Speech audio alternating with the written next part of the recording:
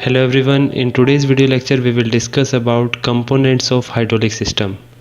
इस लेक्चर को शुरू करने से पहले हम थोड़ा सा हाइड्रोलिक सिस्टम के बारे में जानेंगे कि जो हाइड्रोलिक सिस्टम है वो नाम से ही समझ में आ रहा है कि ऐसा सिस्टम जो किसी फ्लूइड पे काम करे, किसी फ्लूइड के माध्यम से वो काम कर रहा हो तो वो हाइड्रोलिक सिस्टम होगा। और इस हाइड्रोलिक सिस्टम को काम करने के लिए हमें कई सारे कंपोनेंट्स की ज़रूरत पड़ती है। ये बेसिक कंपोनेंट्स हैं, इनसे ज़्यादा भी कंपोनेंट्स हम यूज़ कर सकते हैं, बट ये बेसिक कंपोनेंट्स हैं और हम इस वीडियो में वही बात करेंगे कि कौन कौन से कंपोनेंट्स हैं और उनके फंक्शन क्या है और हाइड्रोलिक सिस्टम किस तरीके से काम करेगा। ओके, तो सबसे पहले है फंक्शंस ऑफ कंपोनेंट्स। अगर हम पहले कंपोनेंट की बात करें वो है रिजर्वोयर यानी कि फ्लूइड टैंक। इसमें हम क्या करते हैं, it is used to hold the hydraulic liquid, usually hydraulic oil. हम क्या करते हैं, इसमें स्टोर करके रखते हैं और जब भी हमारी ज़रूरत होती है तब हम पंप के थ्रू आगे ट्रांसफ़र करेंगे। Next is filters. Filters are used to remove any foreign particles so as to keep the fluid system clean and efficient as well as avoid damage to the actuator and valves. देखिए, अगर कोई भी dust particle या कोई भी foreign particles हमारा आगे system में जाता है तो वो हमारे कंपोनेंट्स को, जो दूसरे कंपोनेंट्स हैं, उनको डैमेज कर सकता है और हमारी एफिशिएंसी को भी रिड्यूस कर सकता है। तो इससे पहले हम उनको फ़िल्टर करते हैं, यानी कि फॉरेन पार्टिकल को यहीं पे रोकते हैं। तो अगला जो कंपोनेंट है वो है फ़िल्टर, जो आगे कोई भी इम्प्योरिटी नहीं भेजने देता। Next is hydraulic pump.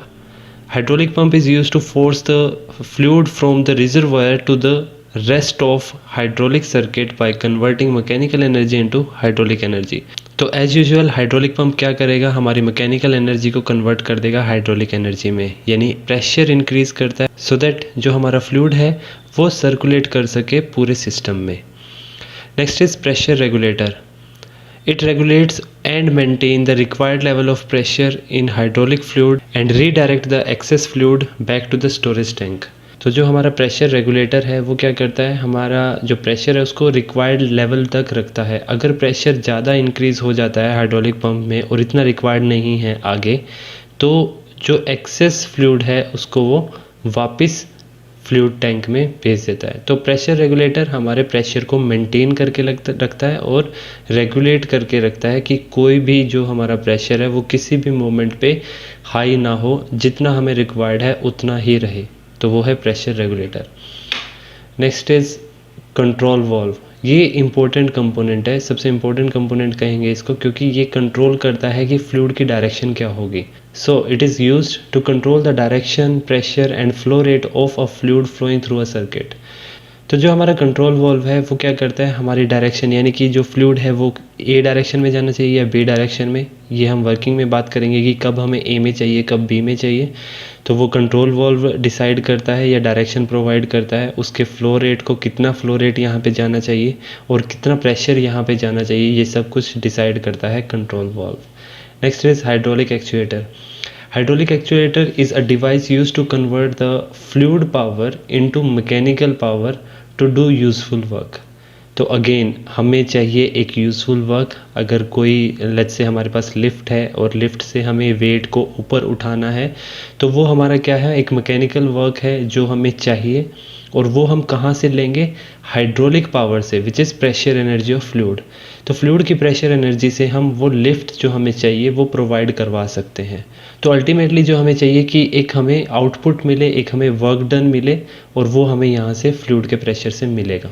तो एक्चुएटर वो डिवाइस है जो फ्लूइड की पावर को, यानी कि प्रेशर एनर्जी को कन्वर्ट करेगा मैकेनिकल एनर्जी में या एक यूज़फुल वर्क कन्वर्ट करवाने में हमारी हेल्प करेगा। Next is external power supply और motor which is required to drive the pump. तो जो पंप है, पंप को चलाने के लिए हमें एक्सटर्नल पावर सप्लाई चाहिए, एक मोटर चाहिए जो इसको ड्राइव करेगी। नेक्स्ट है piping system which carries the hydraulic oil from one place to another.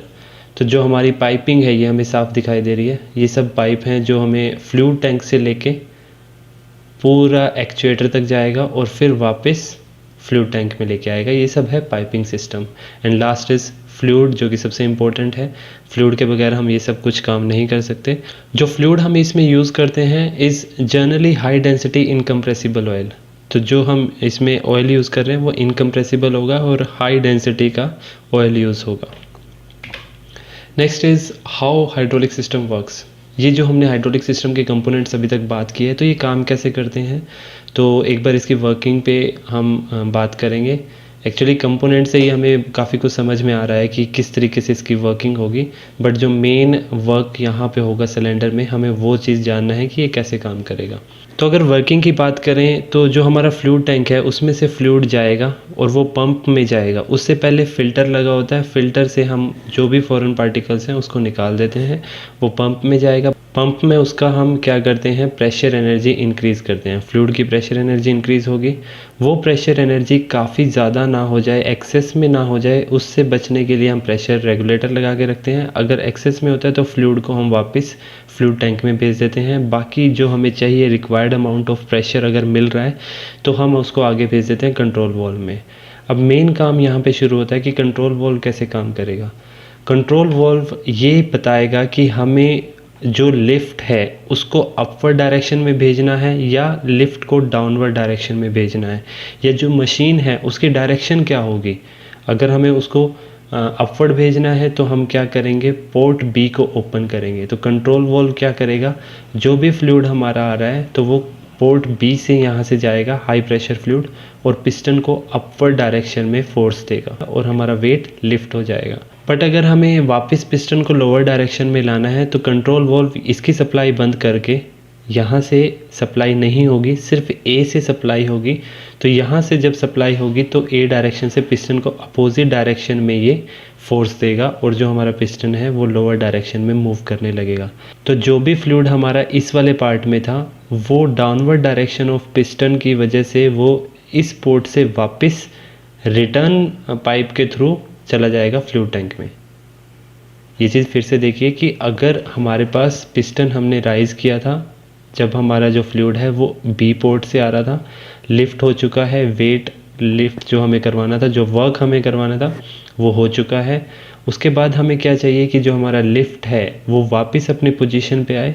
तो अगर उस पोजीशन पे हमें चाहिए तो हम क्या करेंगे, बी से बंद कर देंगे और ए से हम भेजना शुरू करेंगे। जब वो ए से फ्लूइड जाएगा तो वो पिस्टन को डाउनवर्ड डायरेक्शन में भेजने की कोशिश करेगा। तो जब वो पिस्टन डाउनवर्ड डायरेक्शन में जा रहा होगा तो उस दौरान हम क्या देखते हैं कि जो हमारा यहाँ पे फ्लूइड है वो बी से वापस जाएगा और वापस रिटर्न पाइप के थ्रू फ्लूइड टैंक में चला जाएगा। और थर्ड केस क्या हो सकता है कि हमें ऐसी पोजीशन चाहिए कि हमारा जो पिस्टन है वो बीच में रहे, ना वो अपवर्ड मूव करे ना वो डाउनवर्ड मूव करे। तो कंट्रोल वॉल्व क्या करेगा, दोनों पोर्ट को ओपन करके दोनों पोर्ट में से फ्लूइड भेजेगा इक्वल प्रेशर का। तो जब इक्वल प्रेशर का फ्लूइड यहाँ से भी जा रहा है यहाँ से भी जा रहा है तो पास्कल्स लॉ जैसे बोलता है कि हर एक डायरेक्शन में इक्वल फोर्स लगेगा। तो अगर फोर्स अपवर्ड यहाँ पे भी लग रहा है, डाउनवर्ड भी सेम लग रहा है, एक्शन एंड रिएक्शन दोनों सेम है, तो क्या होगा, पिस्टन एक ही यू कैन से एक ही पोजीशन पे स्टे रहेगा, स्टिल रहेगा, और हमारी जो रिक्वायरमेंट है एक पोजीशन को सस्टेन करने की वो हमारी रिक्वायरमेंट पूरी हो जाएगी। Okay everyone, this is how the hydraulic system works. I think आपको ये चीज़ समझ आई हो, आपको ये कॉन्सेप्ट क्लियर हुए हों हाइड्रोलिक सिस्टम के बारे में और उसके कंपोनेंट्स के बारे में। Thanks for watching, take care.